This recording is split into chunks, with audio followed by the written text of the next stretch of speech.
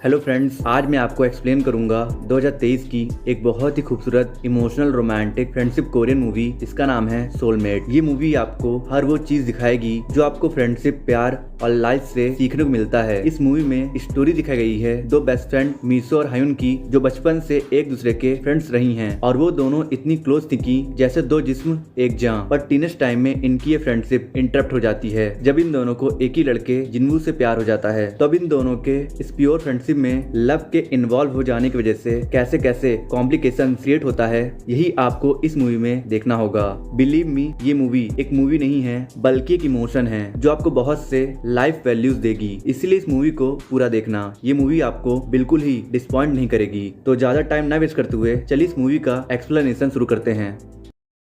Movie की starting में दो लेडीज साथ में एक आर्ट गैलरी में जाते हैं और उन लेडीज में से एक हमारी लीड कैरेक्टर मिसो होती है। तभी दूसरी लेडी मिसो को उसकी ही एक ब्यूटीफुल पेंटिंग दिखाती है और बोलती है, इस पेंटिंग में जो लड़की है वो आप ही हो ना। ये पेंटिंग इतनी अच्छी की ये बिल्कुल एक फोटो की तरह लग रही है। और ये वही पेंटिंग थी जिसने इस बार गैलरी कॉन्टेस्ट जीता था। पर इस पेंटिंग के बारे में हमें कोई इन्फॉर्मेशन नहीं है, किसको किसने बनाया है और कौन उसे कॉन्टेस्ट में लाया था। सिर्फ इस पेंटिंग पे एक नाम लिखा है, हायुन। हमारे डायरेक्टर हायुन को as in house artist sign करना चाहते हैं, पर हमें कहीं से भी उनका कांटेक्ट नहीं मिल रहा है। फिर हमें एक ब्लॉग मिला था जिसमें आप दोनों का पोस्ट है और इस ब्लॉग को देखकर लग रहा है कि आप दोनों बहुत क्लोज हैं। मिसो बोलती है, मुझे माफ करिएगा पर मुझे इसके बारे में कुछ नहीं पता है। जिसके बाद हमें मिसो अकेली दिखाई जाती है जो उसी ब्लॉग के प्रिंट आउट को पढ़ रही होती है। तभी हमें पास्ट का सीन दिखाया जाता है जहाँ हम देखते हैं कि हायुन और मिसो बचपन से एक साथ हैं और वो दोनों एक दूसरे के इतने क्लोज हैं जैसे कि दो जिस्म एक जान। पर मिसो हमेशा मायूस और सैड रहती थी क्योंकि बचपन में ही उसके पेरेंट्स उसे छोड़ के चले गए थे।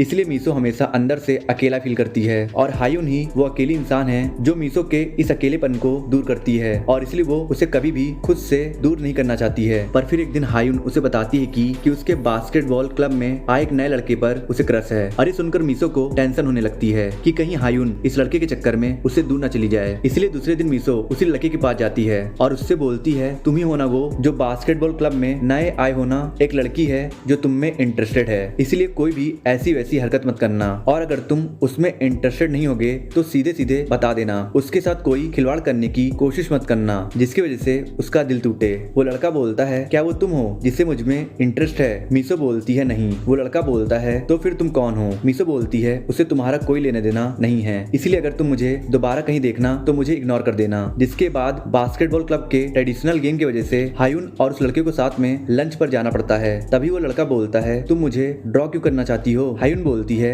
जब मैं किसी को ड्रॉ करती हूँ तो मुझे पता चलता है कि मैं उस इंसान के बारे में कैसा फील करती हूँ और फिर उस इंसान की पेंटिंग भी मेरे हाथों से वैसी ही बनती है जैसा मैं उस इंसान के बारे में फील करती हूँ। और थोड़ी देर बाद जब ड्राइंग कंप्लीट हो जाती है, हायुन अपनी पेंटिंग को देखकर बोलती है, मेरी पेंटिंग के अकॉर्डिंग मेरी फीलिंग्स कहती है कि मैं तुम्हें पसंद करती हूँ। ये सुनकर वो लड़का थोड़ा सरप्राइज हो जाता है। जिसके बाद हायुन उस लड़के को मिसू से मिलवाने मिसू के वर्क प्लेस पर लेके जाती है और बोलती है, मैंने तुम्हें इसके बारे में बताया था ना, इससे मिलो, ये है जिनवू और जिनवू इससे मिलो, ये है मेरी BFF मिसो। अच्छा तुम लोग बातें करो, मैं बाथरूम करके आती हूँ। ये बोलकर वो वहाँ से चली जाती है। तभी जिनवू मुस्कुरा कर बोलता है, हे तुम वही लड़की हो ना जिसने मुझे धमकाया था? मुंह छुपाने का क्या फायदा, मुझे पता चल गया तुम वही हो। मिसो बोलती है, वैसे तुम्हें हायुन के बारे में क्या अच्छा लगता है? जिनवू बोलता है, सब कुछ। मिसो बोलती है, सभी लड़के ऐसा बोलते हैं। जिनवू बोलता है, तो फिर तुम्हें हायुन के बारे में क्या अच्छा लगता है? मिसो बोलती है, उसकी आंखें जब वो मेरे तरफ देखती है, उसके सामने के दो दांत जब वो मुस्कुराती है, उसके गाल के राइट साइड पर वो तिल। जिनवू बोलता है, उसके राइट चिक्स पर कोई तिल नहीं है। मिसो बोलती है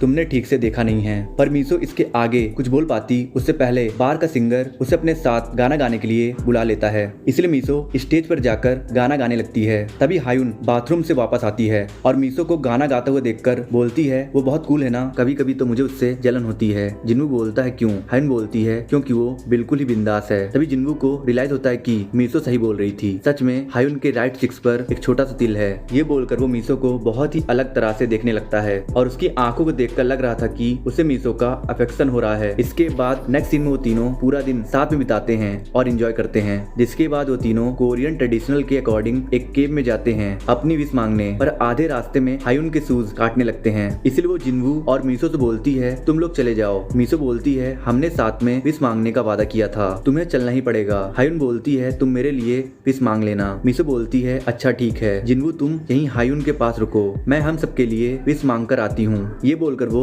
वहाँ से चली जाती है। तभी हायुन जिनवू से बोलती है तुम भी इसके पीछे जाओ और देखो कि कहीं वो खुद को चोट न लगा ले। ये सुनकर जिनवू भी उसी केव में चला जाता है और वहाँ जाकर वो मीसो को प्रेयर करते हुए देखने लगता है। मीसो अपनी प्रेयर कंप्लीट करके जिनवू की तरफ देखने लगती है। तभी मीसो बोलती है वैसे तुम इस लॉकेट को हमेशा क्यों पहने रहते हो? जिनवू बोलता है ये मेरे लिए बहुत लकी है। एक बार की बात है मैं इतना बीमार था कि मैं ऑलमोस्ट मरने वाला था, पर इसे पहनने के बाद मैंने अपने फीवर से रिकवर कर लिया। ये सुनकर मीसो जिनवू के पास आकर उस लॉकेट को अपने हाथ में पकड़कर देखने लगती है, पर जिनवू मीसो की आंखों में देखने लगता है और मीसो भी जिनवू की आंखों में देखने लगती है और देखते ही देखते उन दोनों के बीच क्लोजनेस बढ़ जाती है और इसलिए जिनवू मीसो को किस कर देता है और मीसो भी उसे किस करने से रोकती नहीं है। और थोड़ी देर किस करने के बाद वो दोनों केव से बाहर आते हैं और बिल्कुल ऐसे प्रिटेंड करते हैं कि जैसे कुछ हुआ ही ना हो। जिसके बाद नेक्स्ट सीन में हमें मीसो अपने बार सिंगर के साथ दिखाई जाती है। तभी मीसो बार सिंगर से बोलती है मैं हायुन को गुड बाय बोलकर आती हूँ और ये बोलकर वो हायुन के पास जाती है और मीसो को देखकर हायुन बोलती है तुम अपने बॉयफ्रेंड को इतना पसंद करती हो कि तुम उसके लिए सब कुछ छोड़कर जा रही हो। मीसो बोलती है वो सियोल जा रहा है और उसे मेरी जरूरत है। हायुन बोलती है तुम्हारा क्या तुम्हें भी उसकी जरूरत है? मीसो बोलती है वो मुझसे हमेशा अच्छे से पेश आता है। पर मीसो इसके आगे कुछ बोल पाती उससे पहले ही उसका बॉयफ्रेंड उसे बुलाने लगता है। इसलिए मीसो हायुन को गुड बाय बोलकर वहाँ से चली जाती है, पर हायुन खड़ी होकर रो रही होती है। तभी वो भागकर जल्दी से मीसो के पास जाती है और बोलती है मुझे कॉल करना मत भूलना। तभी मीसो का बॉयफ्रेंड गाड़ी चलाने लगता है और मीसो गाड़ी के विंडो से बाहर निकलकर हायुन को एक और बार गुड बाय बोलती है। पर तभी हायुन मीसो के गले में जिनवू का लॉकेट देखकर थोड़ा सरप्राइज हो जाती है। जिसके बाद देखते ही देखते कई साल बीत जाते हैं और मीसो और हायुन दोनों ही अपनी लाइफ में सेपरेटली जीने लगती हैं और एक दूसरे को लेटर लिख कर एक दूसरे के लाइफ के बारे में पूछती हैं। तभी एक दिन मीसो अपने बॉयफ्रेंड को किसी और लड़की के साथ देख लेती है और इसलिए वो फ्रस्ट्रेशन में सियोल से चली जाती है और हायुन को लेटर लिखकर बताती है कि मुझे अपने आर्ट पर्पस की वजह से बहुत ज्यादा ट्रैवल करना पड़ता है। मैं अभी कुछ दिन पहले यूरोप में थी, पर अभी मैं मॉस्को में हूँ। पर एक्चुअली में मीसो हायुन से झूठ बोल रही होती है। सच तो ये है कि वो हर घर जाकर हाउस क्लीनिंग और रेस्टोरेंट में काम करके अपना गुजारा करती है। इसके बाद नेक्स्ट सीन में हायुन के पास जिनवू आता है और वो उसे बताता है कि उसका ट्रांसफर हो गया है। उसकी मेडिकल स्कूल एक कॉलेज बनने वाली है, इसलिए ना चाहते हुए भी उसे सियोल शिफ्ट होना पड़ रहा है। पर तुम चिंता मत करो, मैं हर रोज क्लास के बाद तुमसे मिलने आऊंगा। ये सुनकर हायुन सैड हो जाती है कि पहले मीसो उसे छोड़कर चली गई और अब जिनवू भी उसे छोड़कर जा रहा है। जिसके बाद जिनवू उसे गुड बाय बोलता है और जिनवू को अलविदा कहने के बाद हायुन अपने घर में वापस जाती है तो वो देखती कि उसके कमरे में मीसो बैठी होती है और मीसो को देखकर वो इमोशनल हो जाती है, इसलिए वो मीसो को गले लगा लेती है। जिसके बाद वो दोनों पूरा दिन साथ में घूमकर सेलिब्रेट करते हैं और रात में एक होटल में रुकते हैं। तभी मीसो बोलती है हायुन क्या तुम मेरे बैग में से पैड निकाल कर मुझे दे दोगी? ये सुनकर हायुन उसका बैग खोलती है तो मीसो के बैग में जिनवू का लॉकेट होता है और उस लॉकेट को देखकर दोबारा से हायुन थोड़ी सोच में पड़ जाती है। जिसके बाद वो दोनों एक रेस्टोरेंट में खाना खाते हैं, पर रेस्टोरेंट के मेन्यू को देखकर मीसो बोलती है चलो कहीं और चलते हैं, यहाँ खाना बहुत महंगा है। हायुन बोलती है यहीं खाते हैं ना, मैं मैनेज कर लूंगी। मीसो बोलती है जब दूसरे किसी रेस्टोरेंट में हम इससे आधे दाम पर पेट भर खाना खा सकते हैं तो यहाँ पैसा क्यों बर्बाद करें? हायुन बोलती है पर बचपन से हम दोनों ने सपना देखा था कि हम दोनों ऐसे किसी फैंसी रेस्टोरेंट में खाना खाएंगे। मीसो बोलती है अगर ऐसा है तो अच्छा रुको, मैं कुछ बंदोबस्त करती हूँ। ये बोलकर वो बार टेंडर के पास जाती है और शेकर मांगती है और शेकर लेने के बाद वो पास में ही बैठे कुछ अमीर आदमियों के पास जाती है और उनसे बोलती है कैसा रहेगा अगर मैं आप लोगों के लिए कॉकटेल बना दूं और बदले में आप लोग मुझे एक बॉटल वाइन दे देना? वो आदमी बोलता है हाँ क्यों नहीं। जिसके बाद मीसो उन दोनों को कॉकटेल बनाकर देती है और बदले में वो लोग उसे $120 वॉन की वाइन की बॉटल दे देते हैं। और ये सब देखकर हायुन बोलती है तुम यहाँ क्या कर रही थी? तुम तो उन लोगों को जानती भी नहीं हो। मीसो बोलती है मैंने क्या किया, वो लोग बस यहाँ थोड़ा मजा लेने आए थे, मैंने उनके लिए कॉकटेल बनाकर उनका मजा दुगना कर दिया और उसके बदले में उन लोगों ने मुझे वाइन की बॉटल दी। हायुन बोलती है पर तुम किसी अजनबी से कैसे फ्री की वाइन ले सकती हो, और हम लोग यहाँ मजे करने के लिए आए थे, काम करने के लिए नहीं। मीसो बोलती है पर मैं ऐसे ही अपनी जिंदगी जीती हूँ, पहले भी मैंने तुम्हें बताया था कि जब मेरे पास खाना खाने के भी पैसे नहीं थे तो मैंने पैसे कमाने के लिए हीलिंग हक जैसे भी काम किए हैं। हायुन बोलती है पर तुम हर जगह तो ऐसे नहीं कर सकती हो ना। मीसो बोलती है तुम्हें मेरे वजह से एम्बैरेसमेंट फील हो रहा है ना। तभी उन आदमियों में से 2 आदमी मीसो और हायुन के पास आते हैं और बोलते हैं क्या तुम हम लोगों के साथ ड्रिंक करोगी? हायुन बोलती है मेरा बॉयफ्रेंड है इसलिए आप लोग यहाँ से चले जाइए। वो आदमी बोलता है तो क्या हुआ, मेरे पास भी वाइफ है।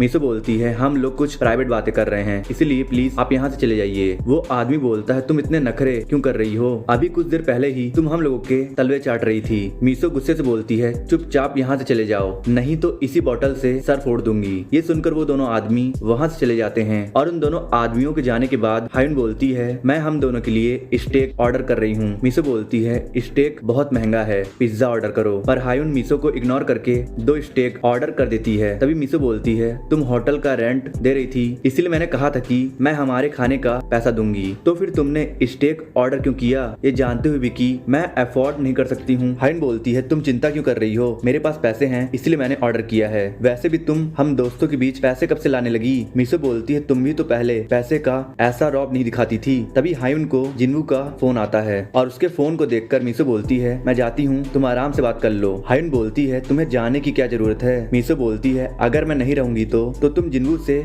खुलकर बात कर सकती हो। हायुन बोलती है, जिन्वू से तुम्हारा कोई लेना देना नहीं है, तो फिर तुम क्यों बाहर जाओगी। जिसके बाद हायुन जिन्वू और मीसो के बीच हुई किस वाली बात का रेफरेंस देते हुए बोलती है, कहीं ऐसा तो नहीं है कि जो भी तुमने किया था उसके वजह से तुम्हें शर्मिंदगी हो रही है। मीसो बोलती है, अच्छा तो इतने दिनों से तुम दिखावा कर रही थी कि तुम्हें कुछ नहीं पता है, पर एक्चुअली में तुमको सब पता था ना, और इसलिए तुम खुश थी ना जब मैंने तुम्हें बताया कि मैं तुम्हें और जिन्वू को छोड़कर सियोल जा रही हूँ। तुम बाहर से रोने का दिखावा कर रही थी पर अंदर से तुम बहुत खुश थी ना। हायुन बोलती है, तुम ऐसा कैसे बोल सकती हो। ये बोलकर वो रोते रोते होटल के कमरे में चली जाती है और तभी उसके पीछे मीसो भी कमरे में आती है और अपना सामान लेके जाने लगती है। और सामान के मूव होने की आवाज सुनकर हायुन जल्दी से मीसो को रोकने जाती है पर उसे देर हो जाती है। जिसके बाद हमें कुछ साल बाद का सीन दिखाया जाता है जहाँ मीसो कुछ औरतों के साथ अपने बिजनेस के बारे में बात कर रही होती है। तभी उसे उसी सेम रेस्टोरेंट में जिन्वू दिखता है, इसलिए वो दोनों अकेले बात करने लगते हैं। तभी मीसो बोलती है, तो बताओ आजकल तुम्हारी जिंदगी में क्या चल रहा है। जिन्वू बोलता है, हायुन अपने घर के पास के ही एक स्कूल में टीचर बन गई है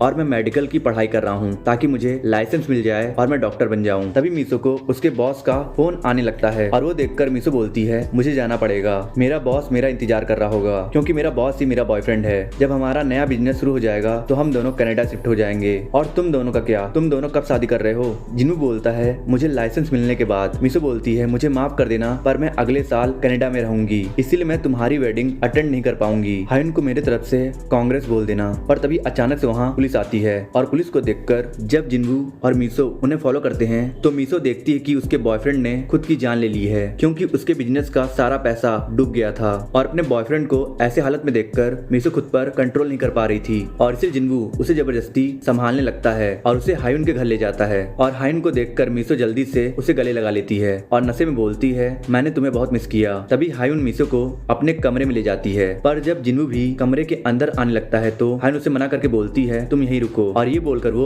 अंदर चली जाती है। और अंदर जाते ही मीसो उसे गले लगा लेती है और बोलती है, मेरा लवर अभी अभी मर गया, उसने मेरे सारे पैसे बर्बाद कर दिए और खुद की जान ले ली और मुझे मेरे अपार्टमेंट से भी धक्के मारकर बाहर निकाल दिया गया, इसलिए मैं तुम्हारे पास आई हूँ। वैसे तुम अभी मेरे साथ जो भी करना चाहती हो कर लो, तुम्हें दोबारा ऐसा मौका नहीं मिलेगा, तुम बहुत समय से ऐसा करना चाहती थी, आज तुम्हारे पास मौका है। हायुन बोलती है, तुम ऐसा कैसे बोल सकती हो। मीसो बोलती है, अरे जो बोलना है बोलो, जिन्वू सुनने के लिए यहाँ नहीं है, इसलिए अपने अंदर की सारी भड़ास निकाल दो। हायुन बोलती है, तुम हमेशा ऐसे क्यों बिहेव करती हो कि तुम विक्टिम हो। क्या तुमने मेरे बारे में कभी सोचा, अगर सोचा होता तो तुम इस लॉकेट को अभी तक नहीं पहनती। मीसो बोलती है, तुम्हें पता है मैं इसे क्यों पहनती हूँ। हायुन बोलती है, मुझे पता है, जिन्वू की वजह से, जिन्वू के लिए ही तुम इस तरह का ब्रा पहनती हो ना। पर जिन्वू को इस स्टाइल की ब्रा नहीं पसंद, देखो इस तरह की ब्रा पसंद है उसे, ध्यान से देखो। मीसो बोलती है, हायुन मुझे माफ कर दो। हायुन बोलती है, क्या तुम उसके साथ सोई भी थी क्या। मीसो रोते रोते बोलती है, नहीं हायुन, मैंने ऐसा कभी नहीं किया है। हायुन बोलती है, तुम्हें क्या लगता है जो लोग तुम्हारे आस पास हैं वो तुम्हें प्यार करते हैं। तुम्हारा लवर, तुम्हारी मॉम, जिन्वू, कोई भी तुम्हें प्यार नहीं करता है, सिर्फ मैं हूँ जो तुम्हें प्यार करती हूँ और कोई नहीं है इस दुनिया में जो तुम्हें सच में प्यार करता हो मेरे सिवा। मीसो बोलती है, तुम सही बोल रही हो, तुम्हारे बिना मैं कुछ नहीं हूँ, पर अब मैं क्या करूँ, मेरी वजह से हमारा ये रिश्ता इतना पेचीदा हो गया है। और मीसो के कहने के बाद वो दोनों ही रोने लगती हैं और थोड़ी देर रोने के बाद वो दोनों कमरे से बाहर आती हैं और मीसो जिन्वू का वो लॉकेट वापस करके वहाँ से चली जाती है। जिसके बाद नेक्स्ट सीन में हमें जिन्वू और हायुन साथ में दिखाए जाते हैं जहाँ जिन्वू बोलता है, अब से मैं अपनी पूरी जिंदगी सिर्फ तुम्हारे लिए गुजारूंगा, मेरे और मीसो के बीच जो हुआ वो सिर्फ मेरी गलती थी, इसलिए आज से मैं ऐसा कुछ नहीं करूंगा जिसकी वजह से तुम्हें सैड होना पड़े। ये बोलकर वो हायुन को एक रिंग पहना देता है। जिसके बाद वो दोनों साथ में जेजू के घर में लिविंग रिलेशनशिप में रहने लगते हैं और कुछ दिन बाद जब उनका रिलेशनशिप अच्छा होता है तो वो दोनों सेक्स करते हैं और सेक्स करने के बाद जिन्वू बोलता है, जब हमारा बच्चा होगा तो हम सियोल शिफ्ट हो जाएंगे। हायुन बोलती है, क्यों। जिन्वू बोलता है, क्योंकि वहाँ सैलरी अच्छी है, मैं अपने बच्चे को अच्छी जिंदगी देना चाहता हूँ। हायुन बोलती है, है मैंने अभी सियोल मूव करने के बारे में कुछ नहीं सोचा है। जिनू बोलता है सियोल अपनी फैमिली शिफ्ट करना मेरा सपना है, जैसे तुम्हारा सपना टीचर बनना था। हायुन बोलती है मैं कभी भी टीचर नहीं बनना चाहती थी, मैं तो पेंटर बनना चाहती थी, इसलिए मैं तुमसे पूछना चाहती हूँ क्या मैं अपना जॉब छोड़कर पेंटिंग शुरू करूँ। जिनू बोलता है मुझे पता है तुम बहुत अच्छा ड्रॉ करती हो, पर ड्रॉ करना एक हॉबी है, उसे तुम हॉबी ही रहने दो, उससे प्रोफेशन बनाने की कोशिश मत करो। ये सुनकर हायुन को बहुत बुरा लगता है। जिसके बाद हमें हायुन और जिनू के वेडिंग का सीन दिखाया जाता है, पर पता नहीं क्यों हायुन सैड दिख रही होती है। पर जब वेडिंग करने का टाइम आता है तो जिनू को पता चलता है कि हायुन एक लेटर छोड़कर कहीं चली गई है, जिस लेटर में लिखा होता है मुझे पता है मैं जो कर रही हूँ वो बहुत गलत है और मुझे आप सभी के लिए बुरा भी लग रहा है, पर मैंने वही किया जो मुझे मेरे लिए सही लगा। उस दिन जिनू से बात करके मुझे क्लियर हो गया कि जिनू जिस तरह की वाइफ चाहता है मैं वैसी नहीं हूँ, मुझे अपना पैशन फॉलो करना है और जिनू चाहता है कि मैं सिर्फ एक हाउस वाइफ बनकर रहूं, इसलिए मैंने फैसला किया कि जेजू छोड़कर सियोल चली जाऊंगी। इसके बाद नेक्स्ट सीन में हायुन सियोल में दिखाई जाती है और कोइंसिडेंटली उसे वही कमरा रेंट पर मिलता है जिस कमरे में पहले मीसू रहती थी। जिसके बाद हायुन सियोल में ही रहकर अपना पैशन फॉलो करने लगती है और पेंटिंग करते करते खुद से बोलती है मुझे बहुत लोगों के चेहरे याद आते हैं, मॉम का चेहरा, डैड का चेहरा, जिनू का चेहरा, पर मुझे सबसे ज्यादा तुम्हारा चेहरा याद आता है मीसो। मीसो अब तुम्हारे तरह मैं भी अपने आर्ट के लिए बहुत ट्रैवल करती हूँ और ट्रैवल करते समय मैंने कुछ रियलाइज किया कि हम दोनों ही बिल्कुल ही उल्टी लाइफ जीने लगे हैं। तुम मेरे तरह जिंदगी जीने लगी हो और मैं तुम्हारे तरह, और इतना सब कुछ पास्ट में होने के बाद हमें प्रेजेंट का सीन दिखाया जाता है जहाँ जिनवू मीसो के पास आता है और बोलता है सच सच बताओ मीसो तुम्हें पता है ना हायुन कहाँ है। मीसो बोलती है मैंने तुम्हें पहले भी बताया है मुझे नहीं पता वो कहाँ है, और वैसे भी अब इतने साल बाद तुम्हें उसके बारे में क्यों जानना है। जिनू बोलता है मुझे जानना है कि वो अचानक से किसी को बिना बताए क्यों चली गई, मुझे बताओ वो कहाँ है। पर तभी मीसो को हायुन नाम से फोन आता है और इस सीन को कट करके हमें दूसरा सीन दिखाया जाता है जहाँ हम देखते हैं कि मीसो की एक बेटी है जिसका नाम हायुन है और मीसो की एक बेटी है। ये देखकर जिनू भी बहुत शॉक्ड हो जाता है। जिसके बाद दोबारा हमें जिनू और मीसो साथ में बात करते हुए दिखाए जाते हैं। तभी मीसो बोलती है तुम सही समझ रहे हो, ये तुम्हारी और हायुन की ही बेटी है, और जब हायुन सब कुछ छोड़कर गई थी उसके कुछ महीने बाद हायुन मुझसे मिलने आई थी और मैं ये सब देखकर थोड़ी सरप्राइज थी कि वो प्रेग्नेंट थी। मैंने उससे पूछा क्या तुमने जिनू को इसके बारे में बताया। हायुन बोलती है नहीं, जिनू एक अच्छा लड़का है, वो मुझसे प्यार भी बहुत करता है, अगर हम दोनों की शादी हुई होती तो हम दोनों अच्छे कपल बनते। पर फिर एक दिन मुझे रियलाइज हुआ कि जिनू जिससे प्यार करता था वो एक नकली हायुन थी। मैं तो समय के साथ ये भूल गई थी कि एक्चुअली मैं हूँ कौन और मैं चाहती क्या हूँ। वैसे मैंने अपने बेबी का निकनेम मीसू रखा है क्योंकि तुम हमेशा से मेरी जिंदगी का एक हिस्सा रही हो। ये सुनकर मीसो इमोशनल हो जाती है, इसलिए हायुन उसे गले लगा लेती है। तभी मीसो बोलती है एक बार तुम्हारा बेबी पैदा हो जाए तुम प्लीज वही करना जो तुम करना चाहती हो। मुझे पता है तुमने जेजू क्यों छोड़ा था, अपना ड्रीम पूरा करने के लिए ना, इसलिए एक बार बेबी पैदा हो जाए तो तुम प्लीज दोबारा से अपना ड्रीम चेस करना। जिसके बाद नेक्स्ट सीन में हमें हॉस्पिटल का सीन दिखाया जाता है जहाँ हायुन की डिलीवरी हो रही होती है और थोड़ी देर बाद डॉक्टर मीसू के पास आते हैं और बोलते हैं ये एक बहुत ही डिफिकल्ट ऑपरेशन था क्योंकि खून बहुत बह रहा था, पर माँ और बच्चा दोनों सेफ हैं, इसलिए आपको कांग्रेस। ये सुनकर मीसो बहुत खुश हो जाती है। जिसके बाद वो हायुन और बेबी से मिलने अंदर जाती है और बेबी को देखकर मीसो बोलती है क्या हम दोनों इसे मिलकर बड़ा करें, ये बेबी के लिए अच्छा होगा कि उसके पास 2 मॉम होंगी, तुम यही रुको मैं बिल पे करके आती हूँ। ये बोलकर मीसो वहाँ से चली जाती है और जब वो वापस आती है तो वो देखती है कि हायुन और बेबी कमरे में नहीं होते हैं, इसलिए वो हायुन को फोन मिलाकर पूछती है तुम कहाँ हो। हायुन बोलती है तुमने बोला था ना कि एक बार तुम्हारा बेबी पैदा हो जाए तो तुम बिना हिचकिचाए अपना ड्रीम चेस करना, इसलिए मैं जा रही हूँ अपना ड्रीम चेस करने। मीसो बोलती है मैं तुम्हारी बात समझती हूँ, पर क्या हम पहले इसके बारे में बात कर सकते हैं, तुम ऐसे बिना गुड बाय कहे नहीं जा सकती हो। हायुन बोलती है मीसो मुझे माफ कर दो पर मुझे जाना होगा। इसके बाद हमें दोबारा से प्रेजेंट का सीन दिखाया जाता है जहाँ मीसो जिनवू को बताती है कि वो लास्ट टाइम था जब उसने हायुन को देखा था। जिनवू बोलता है इसका मतलब तुम्हें सच में नहीं पता हायुन कहाँ है। मीसो बोलती है हाँ, उस दिन के बाद से उसने मुझे फोन भी नहीं किया। जिनवू बोलता है अच्छा क्या मैं अपनी बेटी से मिल सकता हूँ। मीसो बोलती है हाँ, पर तुम ऐसे दिखावा करना कि तुम उसके कुछ नहीं लगते हो, ऐसा हायुन चाहती थी। ये सुनकर जिनवू अपनी बेटी से मिलने चला जाता है और तभी मीसो एक पुरानी बात सोचकर रोने लगती है। इसके बाद हमें पास्ट का सीन दिखाया जाता है जहाँ मीसो को हॉस्पिटल से फोन आता है, इसलिए मीसो जल्दी से दौड़कर हॉस्पिटल जाती है तो नर्स उसे बताती है कि मैंने ही आपको फोन किया था, स्ट्रेचर्स खुलने की वजह से आपके फ्रेंड का हैवी ब्लड लॉस हो गया है, वो इस समय आईसीयू में है, डॉक्टर उसका इलाज कर रहे हैं। और थोड़ी देर बाद डॉक्टर ऑपरेशन थिएटर से बाहर आते हैं और मीसो से बोलते हैं यहाँ लाते लाते उसका बहुत खून बह गया था, इसलिए हम उसे बचा नहीं पाए। ये सुनकर मीसो बहुत ही ज्यादा सैड हो जाती है और पेपर वर्क करने के बाद वो हायुन के बेबी को अपने साथ ले आती है। जिसके बाद मीसो हायुन के मॉम से मिलती है और उन्हें हायुन के बारे में बताती है। ये सुनकर हायुन की मॉम बोलती हैं, यहाँ से जाने के बाद हायुन इस एड्रेस पे रहती थी। मीसो, क्या तुम मेरी बेटी का सारा सामान इस जगह से वापस ले आओगी? हायुन की मॉम की बात सुनकर मीसो हायुन का सामान लेने उसी एड्रेस पे जाती है। तो हम वहाँ देखते हैं कि उन सामान में से मीसो के चेहरे की एक बड़ी सी एक अधूरी पेंटिंग होती है। इसलिए मीसो हायुन का सपना पूरा करने के लिए उस ड्राइंग को पूरा करती है और इसे आर्ट एग्जीबिशन में हायुन नाम से भेज देती है। और कुछ दिन बाद मीसो अपनी बेटी के साथ आर्ट एग्जीबिशन में उसी पेंटिंग को देखने जाती है। तो मीसो को उस पेंटिंग में एक विजन दिख रहा होता है, जिस विजन में हायुन अपने पेंटिंग के सक्सेस की वजह से बहुत खुश है। और यहीं पर ये मूवी खत्म हो जाती है। आई होप आपको ये मूवी और मेरा एक्सप्लेनेशन अच्छा लगा होगा। अच्छा लगा तो लाइक कर दो, चैनल को सब्सक्राइब कर दो और कमेंट कर दो और कुछ लोगों को शेयर कर दो। और मैं मिलता हूँ आपसे नेक्स्ट वीडियो में।